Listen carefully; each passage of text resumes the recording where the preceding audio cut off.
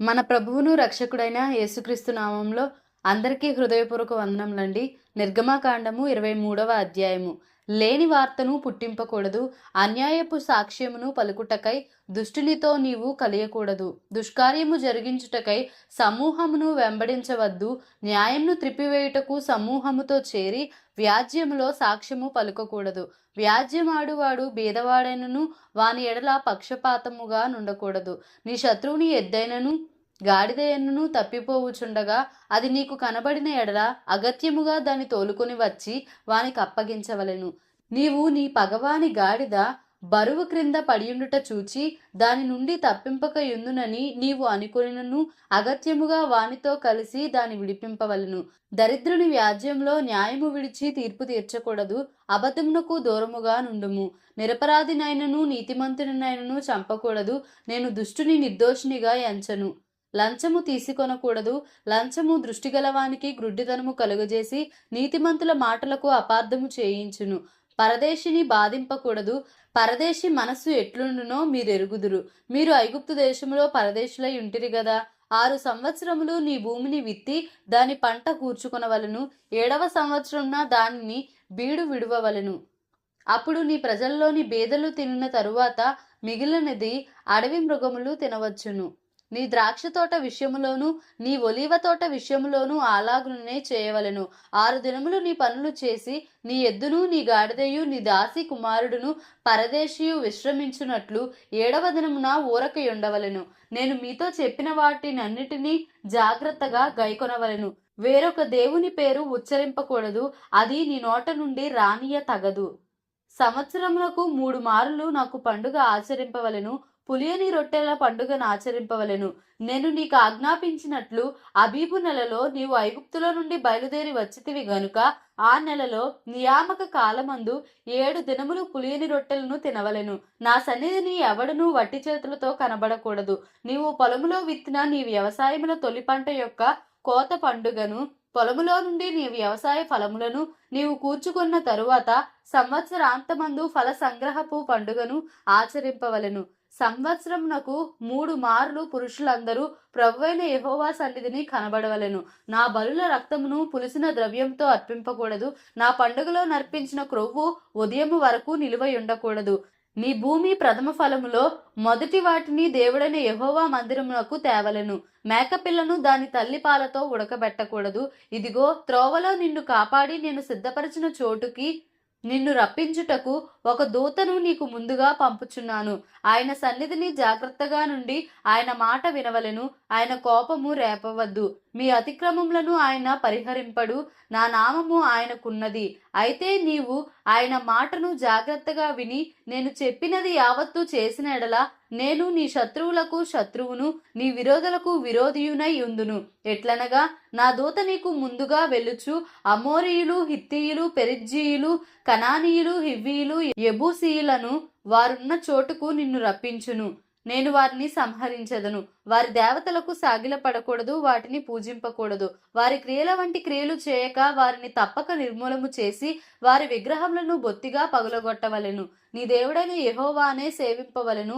అప్పుడు ఆయన నీ ఆహారమును నీ పానమును దీవించును. నేను నీ మధ్య నుండి రోగము తొలగించెదను. కడుపు దిగబడినదియు గొడ్డుదియు నీ దేశములోనూ ఉండదు. నీ దినముల లెక్క సంపూర్తి చేసేదను. నన్ను బట్టి మనుషులు నీకు భయపడునట్టు చేసేదను. నీవు పోవు సర్వదేశముల వారిని ఓడగొట్టి నీ సమస్త శత్రువులు నీ ఎదుట నుండి పారిపోవునట్లు చేసేదను. మరియు పెద్ద కందిరీగలను నీకు ముందుగా పంపించెదను. అవి నీ ఎదుట నుండి హివ్వీయులను, కనానీయులను, హిత్తీయులను వెళ్ళగొట్టును. దేశము పాడై అడవి మృగములు నీకు విరోధముగా విస్తరింపకుండునట్లు వారిని 1 సంవత్సరంలోనే నీ ఎదుట నుండి వెళ్ళగొట్టను. నీవు అభివృద్ధి పొంది ఆ దేశంను స్వాధీనపరచుకొని వరకు క్రమక్రమముగా వారిని నీ ఎదుట నుండి వెళ్ళగొట్టెదను. మరియు ఎర్ర సముద్రం నుండి ఫిలిస్తీయుల సముద్రము వరకును, అరణ్యం నుండి నది వరకును నీ పొలిమేరలను ఏర్పరచెదను. ఆ దేశ నివాసులను నీ చేతికి అప్పగించెదను. నీవు నీ ఎదుట నుండి వారిని వెళ్ళగొట్టెదవు. నీవు వారితోనైనను వారి దేవతతోనైనను నిబంధన చేసుకొనవద్దు. నీవు వారి దేవతలను సేవించినట్లా అది నీకు ఉరియగును గనుక వారు నీ చేత నాకు విరోధముగా పాపము చేయింపకుండునట్లు వారు నీ దేశంలో నివసింపకూడదు. నిర్గమకాండము 24వ అధ్యాయము. మరియు ఆయన మోషేతో ఇట్లనెను, నీవును అహరోనును నాదాబును అబీహును ఇశ్రాయేలీల పెద్దలలో 70 మందియు యెహోవా యొద్దకు ఎక్కి వచ్చి దూరమున సాగిలపడుడి. మోషే మాత్రము యెహోవాను సమీపింపవలెను, వారు సమీపింపకూడదు. ప్రజలు అతనితో ఎక్కి రాకూడదు. మోషే వచ్చి యెహోవా మాటలన్నిటినీ విధులన్నిటినీ ప్రజలతో వివరించి చెప్పెను. ప్రజలందరూ యెహోవా చెప్పిన మాటలన్నింటి ప్రకారము చేసేదమని ఏక శబ్దముతో ఉత్తరమిచ్చిరి. మరియు మోషే యెహోవా మాటలన్నిటినీ వ్రాసి ఉదయమందు లేచి ఆ కొండ దిగువను బలిపీఠమును ఇశ్రాయేలు 12 గోత్రములు చొప్పున 12 స్తంభములను కట్టి ఇశ్రాయేలీలలో యవనస్తులను పంపగా వారు దహన బలులను నర్పించి యెహోవాకు సమాధాన బలులుగా కోడెలను వధించిరి. అప్పుడు మోషే వాటి రక్తంలో సగము తీసుకొని పల్లెములలో పోసి ఆ రక్తములో సగము బలిపీఠం మీద ప్రోక్షించెను. అతడు నిబంధన గ్రంథమును తీసుకొని ప్రజలకు వినిపింపగా వారు యెహోవా చెప్పినవన్నీ చేయుచు విధేయులమై ఉందుమనిరి. అప్పుడు మోషే రక్తంను తీసుకొని ప్రజల మీద ప్రోక్షించి, ఇదిగో ఈ సంగతులన్నిటి విషయమై యెహోవా మీతో చేసిన నిబంధన రక్తము ఇదే అని చెప్పెను. తరువాత మోషే అహరోను నాదాబు అబీహు ఇశ్రాయేలీల పెద్దల్లో 70 మందియు ఎక్కిపోయి ఇశ్రాయేలు దేవుని చూచిరి. ఆయన పాదముల క్రింద నిగనిగలాడు నీలమయమైన పసుపు వంటిదియు ఆకాశ మండలపు తేజము వంటిదియు ఉండెను. ఆయన ఇశ్రాయేలీలలోని ప్రధానులకు ఏ హానియు చేయలేదు. వారు దేవుని చూచి అన్నపానములు పుచ్చుకొనిరి. అప్పుడు యెహోవా మోషేతో ఇట్లనెను, నీవు కొండ ఎక్కి నా యొద్దకు వచ్చి అచ్చట నుండుము. నీవు వారికి బోధించినట్లు నేను వ్రాసిన ఆజ్ఞలను ధర్మశాస్త్రమును రాతి పలకలను నీకిచ్చేదనగా మోషేయు అతని పరిచారకుడైన యెహోషువయు లేచిరి. మోషే దేవుని కొండ మీదికి ఎక్కెను. అతడు పెద్దలను చూచి, మేము మీ యొద్దకు వచ్చి వరకు ఇక్కడనే యుండుడి. ఇదిగో అహరోనును హూరును మీతో ఉన్నారు. ఎవనికైనను వ్యాజ్యం ఉన్న ఎడల వారి యొద్దకు వెళ్ళవచ్చునని వారితో చెప్పెను. మోషే కొండ మీదకి ఎక్కినప్పుడు ఆ మేఘము కొండను కమ్మెను. యెహోవా మహిమ సీనాయి కొండ మీద నిలిచెను. మేఘము 6 దినములు దాని కమ్ముకొనెను. 7వ దినమున ఆయన ఆ మేఘములో నుండి మోషేను పిలిచినప్పుడు యెహోవా మహిమ ఆ కొండ శిఖరం మీద దహించు అగ్నివలె ఇశ్రాయేలీయుల కన్నులకు కనబడెను. అప్పుడు మోషే ఆ మేఘములో ప్రవేశించి కొండ మీదికి ఎక్కెను. మోషే ఆ కొండ మీద రేయింబవళ్ళు 40 దినములుండెను. నిర్గమాకాండము 25వ అధ్యాయము. యెహోవా మోషేకు ఇలాగు సెలవిచ్చెను, నాకు ప్రతిష్టార్పణ తీసుకొని రండని ఇశ్రాయేలీలతో చెప్పుము. మనఃపూర్వకముగా అర్పించు ప్రతి మనుషుని యొద్ద దాన్ని తీసుకొనవలెను. మీరు వారి యొద్ద తీసుకొనవలసిన అర్పణ లేవనగా బంగారు, వెండి, ఇత్తడి, నీల ధూమ్ర రక్తవర్ణములు, సన్నపు నార, మేక వెంట్రుకలు, ఎరుపు రంగు వేసిన పొట్టేళ్ల తోళ్లు, సముద్ర వత్సల తోళ్లు, తుమ్మకర్రలు, ప్రదీపమునకు తైలము, అభిషేక తైలమునకును పరిమళ ద్రవ్యముల ధూపమునకు, సుగంధ సంభారములు, లేతపచ్చలు, ఏఫోదుకును పతకమునకును చెక్కు రత్నములు అనునవే. నేను వారిలో నివసించినట్లు వారు నాకు పరిశుద్ధ స్థలమును నిర్మింపవలెను. నేను నీకు కనుపరచు విధముగా మందిరము యొక్క ఆ రూపమును దాని ఉపకరణములన్నిటి రూపమును నిర్మింపవలెను. వారు తుమ్మకర్రతోనొక మందసమును చేయవలెను. దాని పొడుగు 2 మూరలున్నర, దాని వెడల్పు 3.5, దాని ఎత్తు 3.5. దాని మీద మేలిమి బంగారు రేకు పొదిగింపవలెను. లోపలను వెలుపలను దానికి పొదిగింపవలెను. దాని మీద బంగారు జవను చుట్టూ కట్టవలెను. దానికి 4 బంగారు ఉంగరములను పోతపోసి ఒక ప్రక్కను 2 ఉంగరములు, ఎదుటి ప్రక్కను 2 ఉంగరములు ఉండునట్లు దాని 4 కాళ్లకు వాటిని వేయవలెను. తుమ్మకర్రతో మోతకర్రలను చేసి వాటికి బంగారు రేకులను పొదిగించి వాటితో ఆ మందసమును మోయుటకు ఆ ప్రక్కల మీది ఉంగరములలో ఆ మోతకర్రలను దూర్చవలెను. ఆ మోతకర్రలు ఆ మందసపు ఉంగరములలోనే ఉండవలెను. వాటిని దాని యొద్ద నుండి తీయకూడదు. ఆ మందసములో నేను నీకిచ్చు శాసనములను ఉంచవలెను. మరియు నీవు మేలిమి బంగారుతో కరుణాపీఠమును చేయవలెను. దాని పొడుగు 2 మూరలున్నర, దాని వెడల్పు 3.5. మరియు 2 బంగారు కెరూబులను చేయవలెను. కరుణాపీఠము యొక్క 2 కొనలను నకిషీ పనిగా చేయవలెను. ఈ కొనను ఒక కెరూబును, ఆ కొనను ఒక కెరూబును చేయవలెను. కరుణాపీఠమున దాని 2 కొనల మీద కెరూబులను దానితో ఏకాండముగా చేయవలెను. ఆ కెరూబులు పైకి విప్పిన రెక్కలు గలవై కరుణాపీఠమును తమ రెక్కలతో కప్పుచుండగా వాటి ముఖములు ఒండొంటికి ఎదురుగా నుండవలెను. ఆ కెరూబుల ముఖములు కరుణాపీఠము తట్టు నుండవలెను.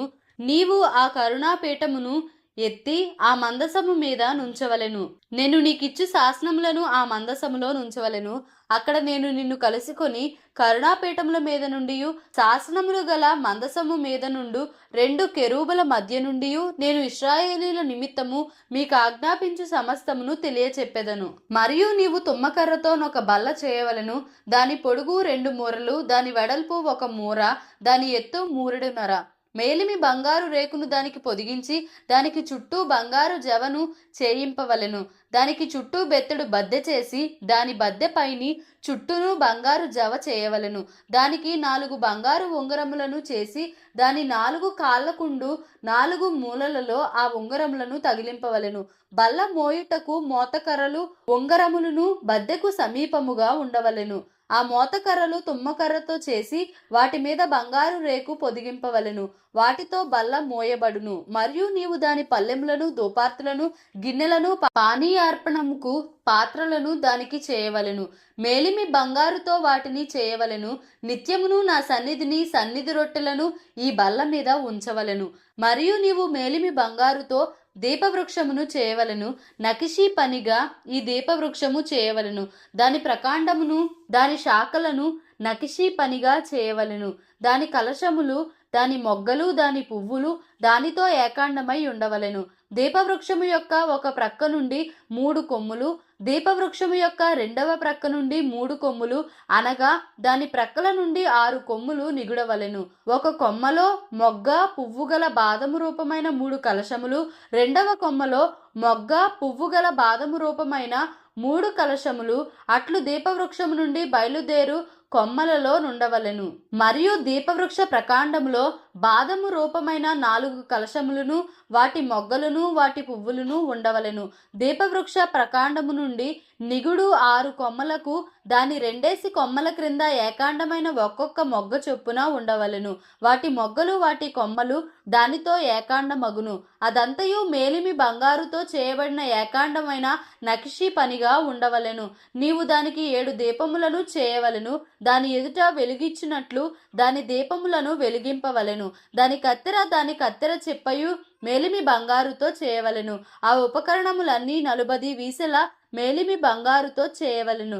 కొండ మీద నీకు కనుపరచబడిన వాటి రూపము చొప్పున వాటిని చేయుటకు జాగ్రత్త పడుము. దేవుడి పరిశుద్ధ వాక్యంను మన వినికిడిలో దీవించి ఆశీర్వదించునుగాక. Amen. Please like, share and subscribe for more videos.